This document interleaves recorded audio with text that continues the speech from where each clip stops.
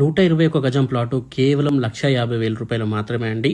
ఇంకెన్నాళ్ళు సిటీకి దూరం ఉందని చెప్పి ప్లాట్ కొనడం మానేస్తారు? ఒక్కసారి ఈ క్లిప్ చూడండి, తర్వాత మన సైట్ డీటెయిల్స్ అన్ని ఎక్స్ప్లెయిన్ చేస్తాం.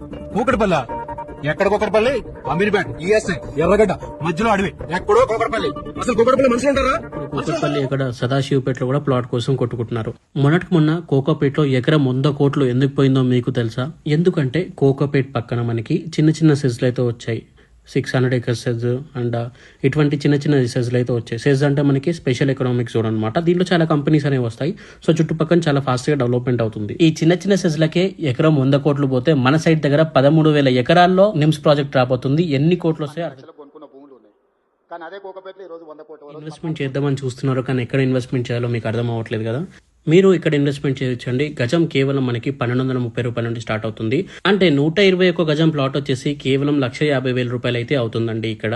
ఇంకా దీంట్లో 303 గజాల ప్లాట్ కూడా అవైలబుల్ గా ఉందండి. అది వచ్చేసి మనకి 3.75 lakhs అయితే అవుతుంది అనమాట. ఇక 605 గజాలు వచ్చేసి మనకి కేవలం 7,50,000 రూపాయలు అయితే అవుతుందండి.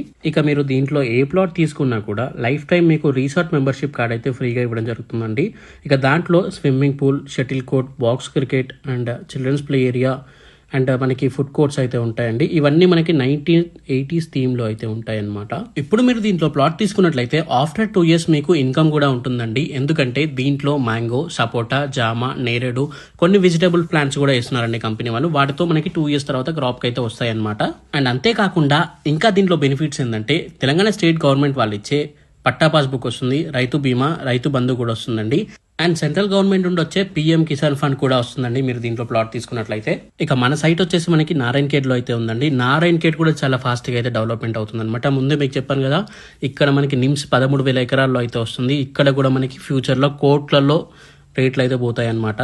ఇక నారాయణఖేడ్ పైన గవర్నమెంట్ కూడా చాలా అంటే చాలా దృష్టి పెట్టిందండి. 300 ఎకరాల్లో అర్బన్ పార్క్ వస్తుంది అండ్ నారాయణఖేడ్ రింగ్ రోడ్ వస్తుంది.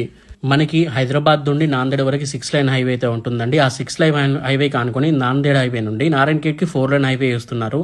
చాలా డెవలప్మెంట్ అయితే చేస్తుందండి గవర్నమెంట్. చుట్టుపక్కల మనకి ఇంకా బీదర్ ఎయిర్పోర్ట్ కూడా చాలా దగ్గరగా అయితే ఉంటుందండి. ఒక్కసారి ఆలోచించండి, సరైన ప్లేస్ లో ఇన్వెస్ట్మెంట్ చేయండి, సరైన లాభాలు పొందండి.